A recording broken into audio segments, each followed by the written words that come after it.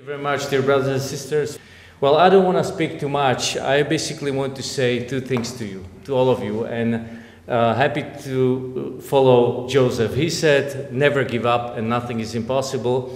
I want to follow up on that, and I would like to ask you, be active as the first thing, and second, bring reconciliation. And I would like to show you on my story how these two things can change lives of people. I myself wasn't brought up as a Christian. I actually was a non-believer till the age of 23, and I got to know Jesus through the message, or actually through the activity of Christians, especially my schoolmate at the university, who spoke to me for 2 years about Jesus. So I fully underline what Joseph said, never give up, because if it wouldn't her working 2 years with me, with her patience, and it wasn't always easy, I would not get to know Jesus.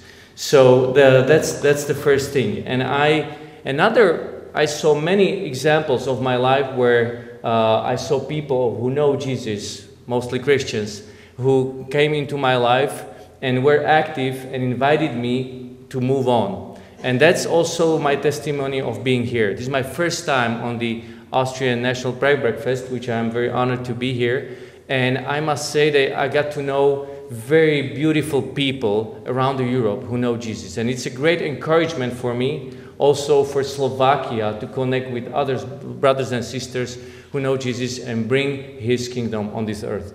So that's definitely a great story of how important it is for you to be active, of course also for me. The second, what I said is that please bring reconciliation. I would like to share a little story of Slovakia. As you know, Slovak state during the Second World War was collaborating with Adolf Hitler. And unfortunately, this collaboration brought that we sent a lot of Jewish Slovak, those were Slovak citizens, to concentration camps. Because the Slovak government issued a Jewish codex, what it was called, and it said that anybody of Jewish origin doesn't have any rights anymore and is sent to concentration camp. Very sad decision of a government.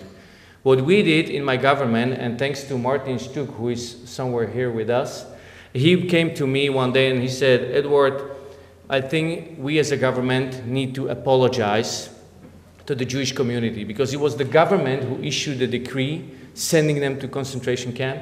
So it should be a government who officially apologizes to the Jewish community. So actually 80 years later, exactly, basically day before the 80th anniversary of this tragic event in Slovakia, my government set and we issued an apology as a government approval document, and the very next day, on the 80th anniversary, me and my ministers, also the Speaker of the House, and I think Madam President was there present as well. So basically all the representatives of the state came to this memorial that happens every year, and I read this apology and I looked into the eyes of the Jewish community, which is much smaller these days in Slovakia, and I told them, please forgive us. We are sorry.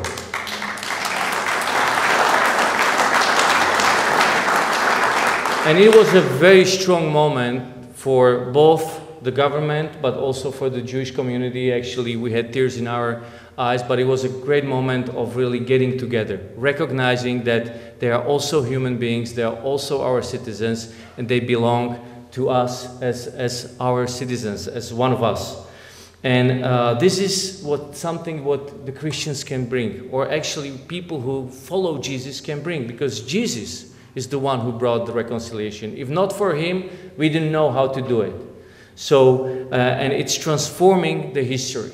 We in Europe are known as a continent with many wounds.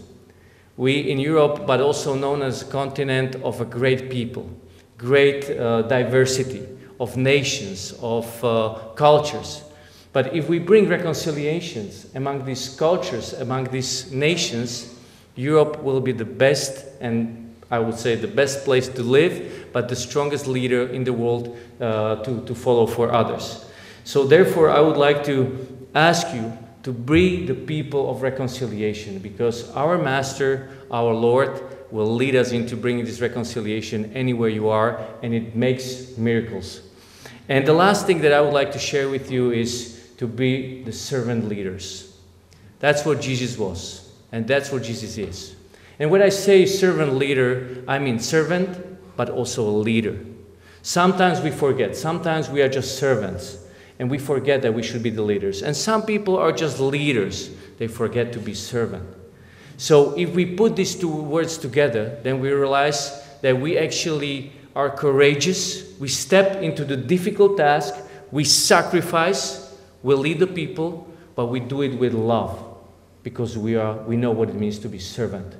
And Jesus said, if you want to be the first, you need to be the last. If you want the biggest, you need to serve all. Dear brothers and sisters, this is my call to action for tonight. I'm very thankful that you all know Jesus and that you speak up and that you share your experience, because if not for that, I would not be here today and I would not be happily married with 4 children.